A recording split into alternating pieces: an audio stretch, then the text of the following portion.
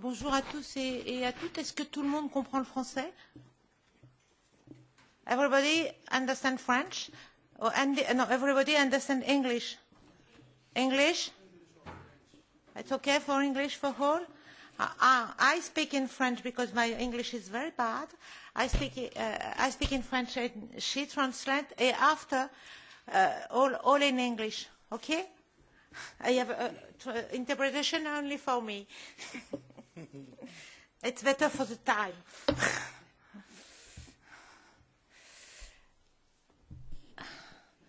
Donc bonjour à tous et à toutes. C'est un honneur pour moi d'accueillir Monsieur Miki Medani et Monsieur Baldo qui vont être entendus dans le cadre d'une audition de la sous-commission droits de l'homme du Parlement européen sur la situation des droits de l'homme au Soudan. Pour ceux qui ne me connaissent pas, c'est un sujet qui me tient à cœur depuis plusieurs années, puisque j'ai eu l'honneur d'accueillir ici à plusieurs reprises les représentants de l'opposition soudanaise et que le Parlement européen a à plusieurs reprises adopté des résolutions sur la situation au Soudan. Donc c'est aussi pour nous une façon de suivre l'évolution de la situation au Soudan. Cet après-midi, nous allons essentiellement nous consacrer à la situation des droits de l'homme. Ce n'est pas pour autant que le Parlement européen ne se préoccupe pas et ne s'intéresse pas à ce qui se passe dans le cadre du processus de paix et du suivi du processus de paix, notamment après les dernières réunions à Addis Abeba. So good afternoon, everybody. It's a great honor for me to welcome here Mr. Meki Medani and Mr. Baldo. This is done in the framework of a hearing on the Subcommittee for Human Rights of the European Parliament, and that will deal with the situation of human rights in Sudan. As some of you know, it's a topic that is very dear to my heart because for many years now I've been hosting representatives of the Sudanese opposition, and the European Parliament has already adopted several resolutions about the situation in Sudan. It's a way for us to follow what's happening in Sudan. Today we will mainly talk about the situation of human rights in the country, but that does not mean that the European Parliament is not interested in the peace process and the follow-up of the peace process, especially after the meeting in Addis Abeba recently. Donc je vais tout d'abord passer la parole à Monsieur Amin Meki Medani. C'est un honneur tout particulier de lui passer la parole, puisque nous savons son action, j'ose dire, très ancienne pour les droits de l'homme. Nous avons beaucoup de respect pour les militants des droits de l'homme dans cette maison. Nous savons aussi que son engagement récent aux côtés de l'appel du Soudan lui a valu quelques semaines de prison, ce que nous regrettons.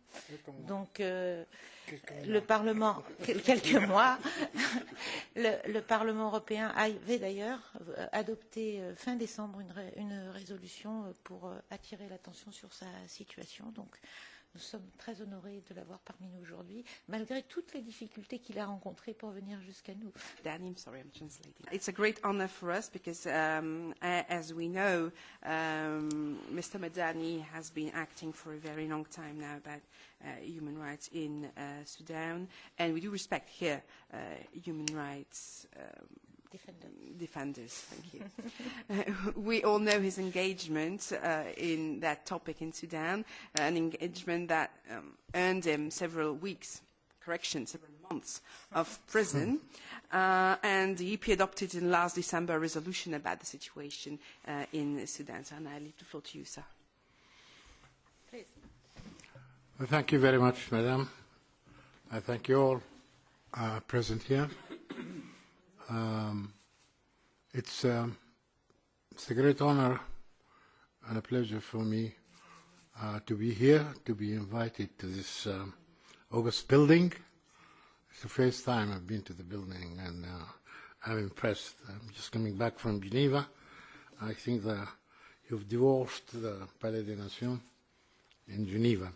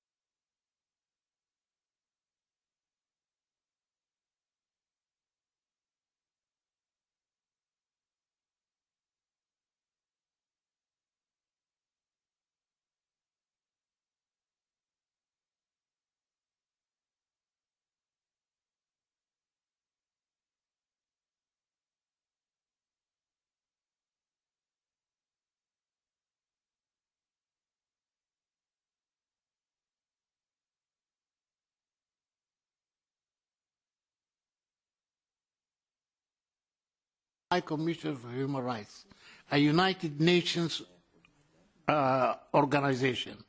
And you can read for that and see what is happening in the war zones, as reported by UNAMID, which is a joint organization by the UN Security Council and by the African Union, especially for the protection of civilians. And now the government of Sudan says that UNAMID has no mandate. It has mandate by Security Council resolutions, which are renewed every year.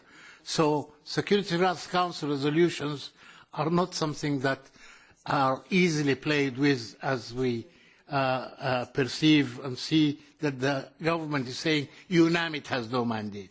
It definitely has a mandate to protect civilians. I stop here. Thank you. Thank you very much. No. I speak in French. I'm sorry. Je vais passer immédiatement la parole à M. Baldo en disant juste que pour nous c'est un expert international et qu'il a notamment eu l'occasion de travailler dans de grandes ONG dont Human Rights Watch et dans le groupe International Crisis Group, qui autant d'organisations qui dans cette maison revêtent une importance toute particulière et au rapport desquelles nous accordons énormément d'attention. So I immediately leave the floor to Mr. Baldo. I would like to say that he's an international expert. He has worked on different major NGOs like Human Rights Watch, for example, and these are organizations which the European Parliament considers very important. So we now leave the floor to you, sir.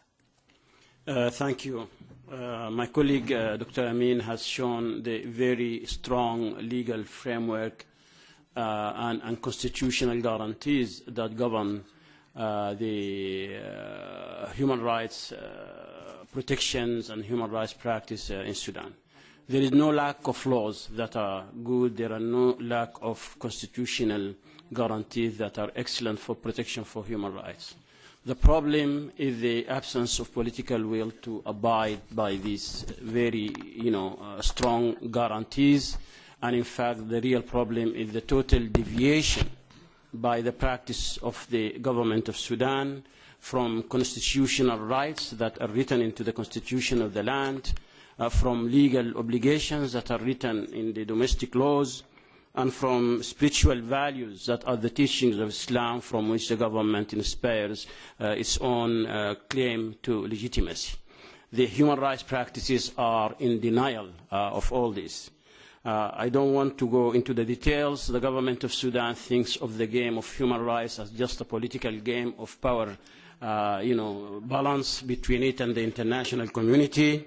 This month in the months of May 2011, it took commitments after the universal periodic review to adopt and ratify new international conventions, including the International Conventions for the Protection of All Persons from Enforced Disappearance, Convention Against Torture and Other Cruel and Inhumane Degrading Treatment, Convention for the Elimination of All Forms of Discrimination Against Women, an optional protocol, and the Protocol of the African Charter on Human and People's Rights of Women in Africa.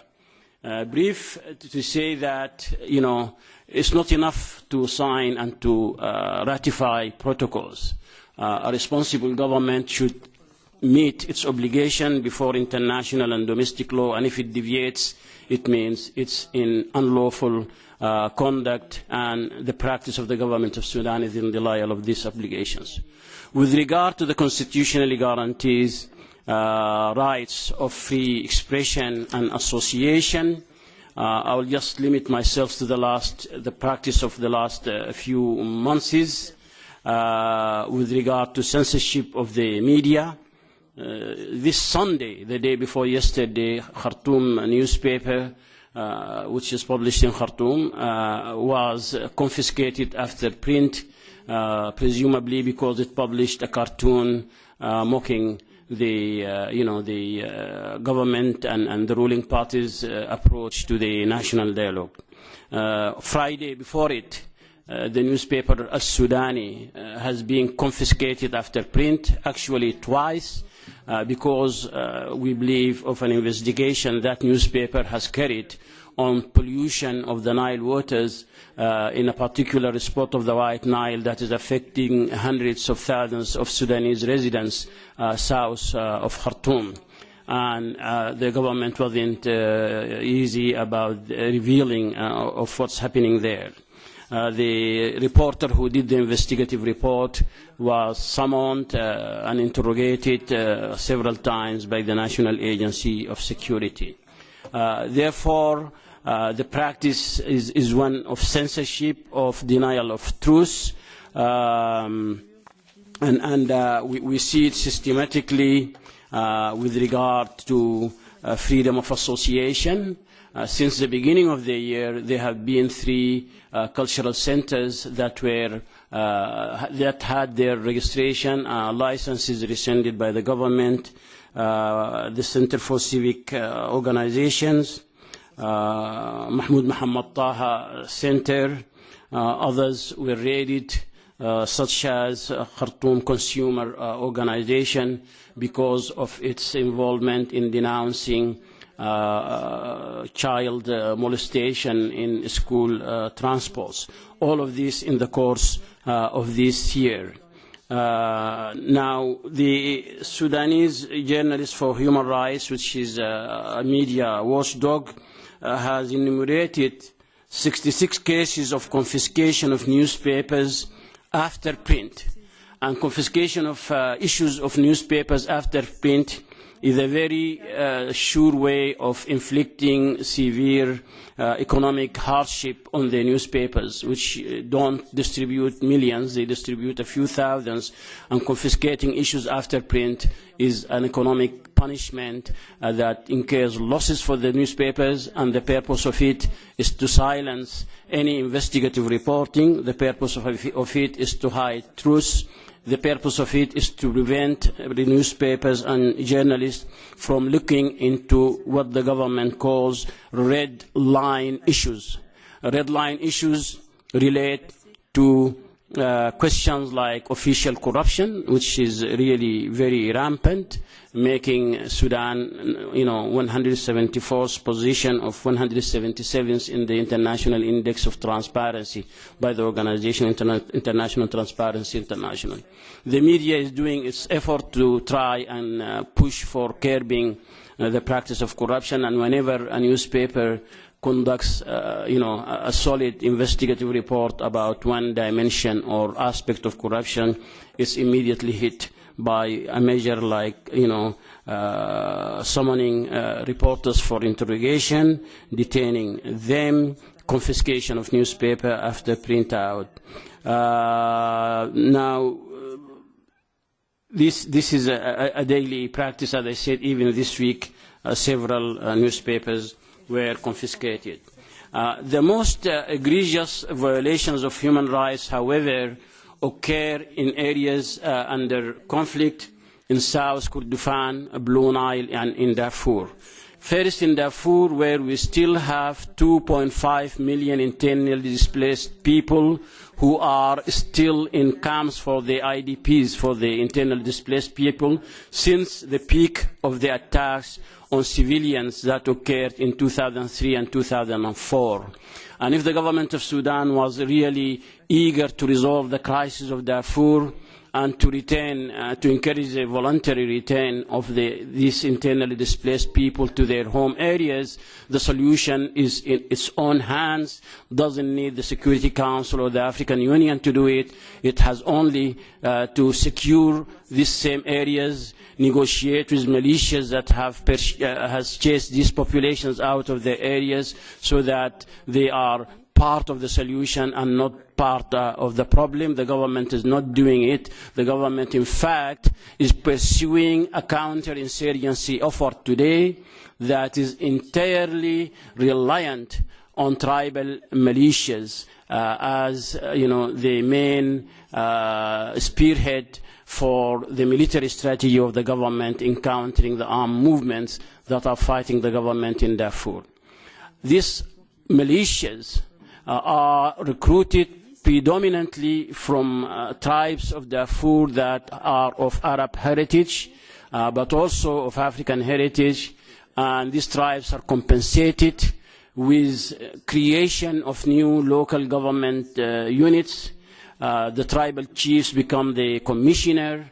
The tribal chief is also the head of the militia, and you have a phenomena developing of almost a de facto reality of tribal federalism in the state of Darfur that is militarized. This is very serious because today, as a result of this rampant distribution of arms to militias by the government of Sudan, the least dispute between a tribe and another tribe leads to major confrontation, to major deaths, and to massive displacement of populations that have displaced hundreds of thousands of new displaced people over the last few years. In other words, what I am saying is that since 2008, the fighting between the government and armed movements of Darfur has subsided because the military capacity of the armed movements of Darfur has in fact been diminished to a large extent. However, the violence in Darfur has now changed face, and it is now occurring as intertribal fighting between different tribes that were armed by the government and recruited into the official army or the national intelligence and security services.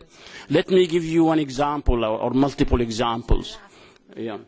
Last example, the example of the fight between Maalia and Rizegat in August of last year and in May of this year. 900 people were killed in this fight. 55,000 people of the Maalia were displaced temporarily as a result of this fight. Why?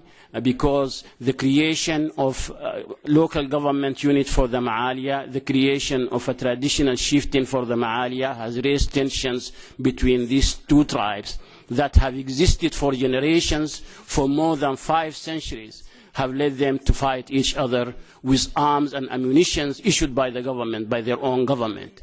And therefore, the claim by the government that it has secured Darfur and controls the security there is a fallacy. It hides the fact that violence is rampant as a result of government policies in arming the tribes. And therefore, the violations that occur in Darfur are also the responsibility of the government of Sudan, as much as the continued scandal of 2.5 million displaced by the same government policies of collective punishment of civilians. I stop here, and if you have any other questions, I will answer them. Thank you.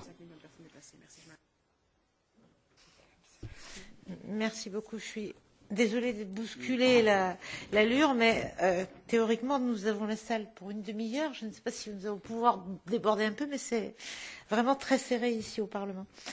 J'avais 2 choses à dire. Je veux dire d'abord, je suis très honorée que M. Mekki Medani soit avec nous. Ce n'est pas la première fois qu'il était invité au Parlement européen. Non. C'est la première fois qu'il arrive au Parlement européen et j'en suis d'autant plus heureuse.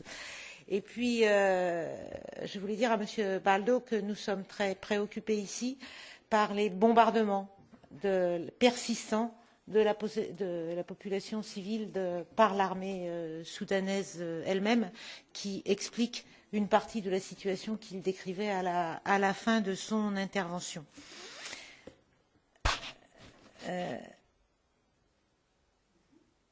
So I would like to say to Mr. Mekki Medani that I'm very honored to have him here. It's not the first time, though, that you are invited here, sir, but it's the first time that you managed to get here physically. Mr. Baldo, I would like to tell you that we are in the European Parliament very worried, very concerned about the bombings of the civilian populations by the Sudanese army itself, which explains partly the situation that you mentioned at the end of your intervention. À vous. Je peux demander une petite question. Je sais que tu fais beaucoup pour les étudiants, mais c'est quoi le nouvel step pour... tu fais plusieurs conférences. Est-ce qu'il y a un nouveau pour elle dans le prochain agenda, votre agenda? English or French? Okay, that's better. I know you make many things for Sudanian people, but what the next step? There is also another conference, or there is also visit or something like this?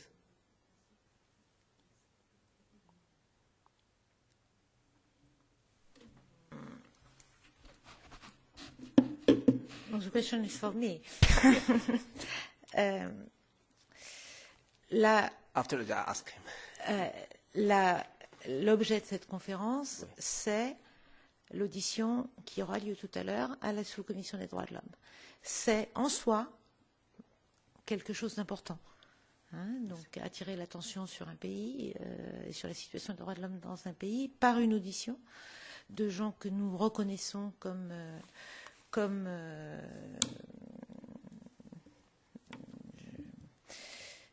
je vais dire des experts, mais c'est vrai, c'est pas vrai, mais des gens qui connaissent très bien la situation des droits de l'homme au Soudan et en qui nous avons confiance, est quelque chose en soi. Ça, c'est officiellement le Parlement européen, sa sous-commission des droits de l'homme. C'est aussi une façon de suivre les résolutions du Parlement européen qui ont été votées en la matière. Nous avons eu plusieurs résolutions, dont celle de décembre 2014, qui concernait M.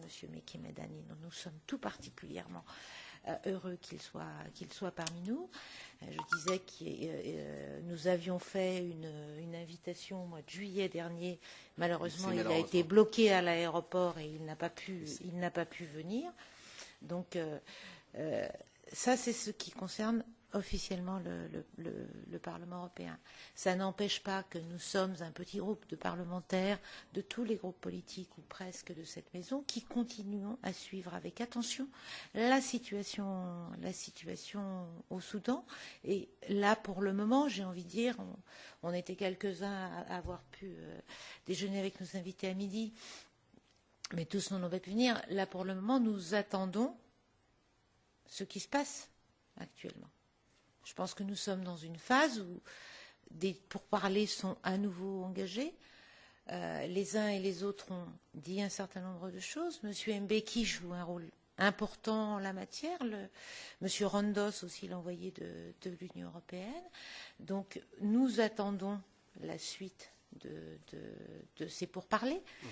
Et en fonction de l'évolution des choses, nous envisagerons de nouvelles rencontres, de nouveaux suivis ou la façon de faire avancer ce processus. Parce que la position du Parlement européen en la matière, c'est de soutenir le processus de paix, de faire qu'en sorte qu'enfin dans cette région, il y ait la paix.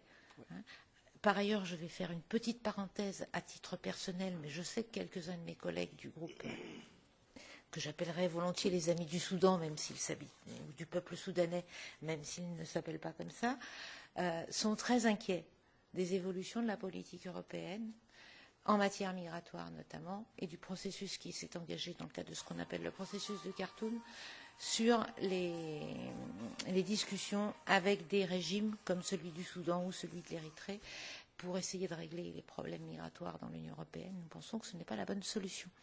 Donc sur ces questions-là, comme il y a un sommet à La Valette qui abordera ces questions, je pense que nous aurons l'occasion de nous exprimer tout particulièrement sur ce point. Excusez-moi, Madame l'interprète, j'étais un peu longue. Yes. There is possibility to ask you by ARC. Okay.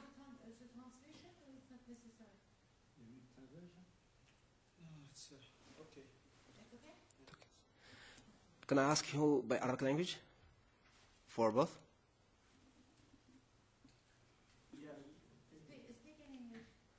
You see, we finished. We want to make an interview with him by Arabic language because.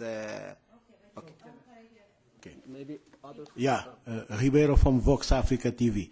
So today, the big cooperation between European Union and Sudan is through the private sector. You think that coming here, that the European Union can do something in order to control, to check this cooperation, because this is the way really to help and to empower the government in Sudan. even the president. So you think you can do something against the private sector cooperation? Perhaps it will be part of the resolution. No?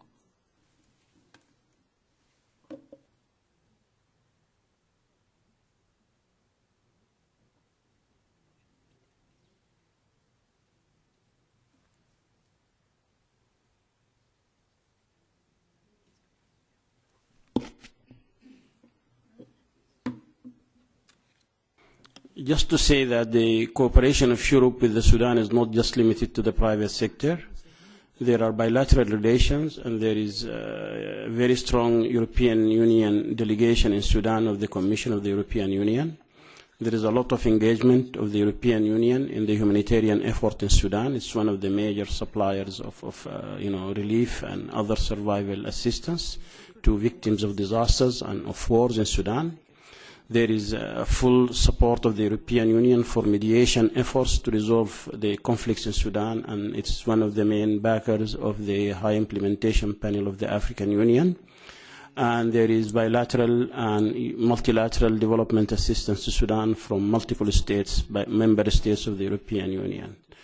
However, on the question of human rights and the human rights practice, the European Union has a moral responsibility and a legal responsibility as an international organization, much as the African Union or the United Nations or the Arab League. The Arab League has, human rights protection mechanisms and bodies, despite the fact that they are very weak and teethless in preventing aggression against Arab people by their own governments.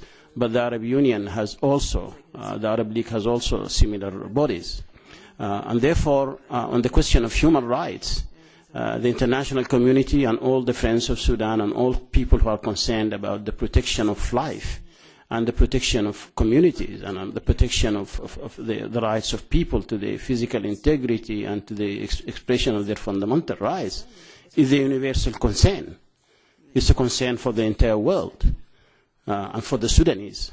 And from that perspective, we are giving this, testimony as a witness, observation about what is really happening, to make that decision well-informed and objective, because it is based on realities and factual facts and not on, propaganda or facts that are half-truths or anything like that. Thank you. This is my understanding of your question. I hope I answered it. Si je peux compléter, au sein de la sous-commission des droits de l'homme du Parlement européen, nous nous battons pour que les clauses droits de l'homme conclues dans les accords, quels qu'ils soient, de l'Union européenne, ne soient pas juste des mots sur le papier. Je pense que pour ce qu'il en est du Soudan, c'est un bel exemple, comme de tous les pays de la Corne de l'Afrique et notamment de l'Érythrée. C'est pour ça que je disais ce que je disais tout à l'heure. Il ne peut pas y avoir de négociations, de discussions, pour nous en tout cas. Il ne peut y avoir de négociations, de discussions sans un minimum de respect des droits de l'homme. Pour le moment, au Soudan, on entend régulièrement des beaux discours.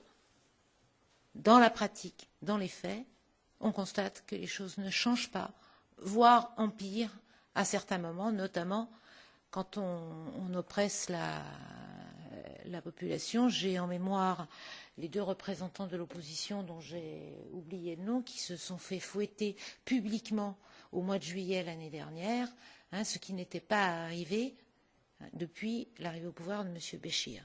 Ce genre d'événement très médiatisé est une façon d'humilier, de mettre en cause l'opposition qui, pour nous, n'est pas tolérable. Comme l'arrestation de M. Meki Medani et comme d'autres. J'ai répondu à votre question ainsi?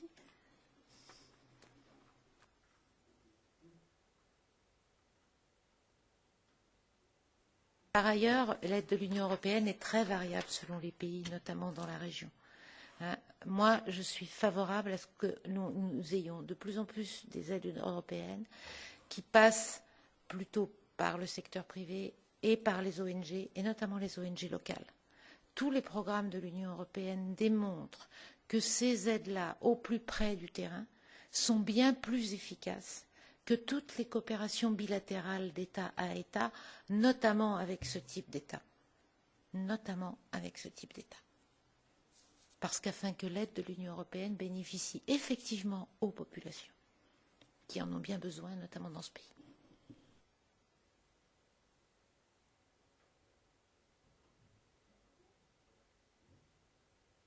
Are you finished? That's okay. Alors, thank you very much. Thank you for everybody. Okay, thanks. And perhaps see you in the meeting of the Human Rights Committee if you want.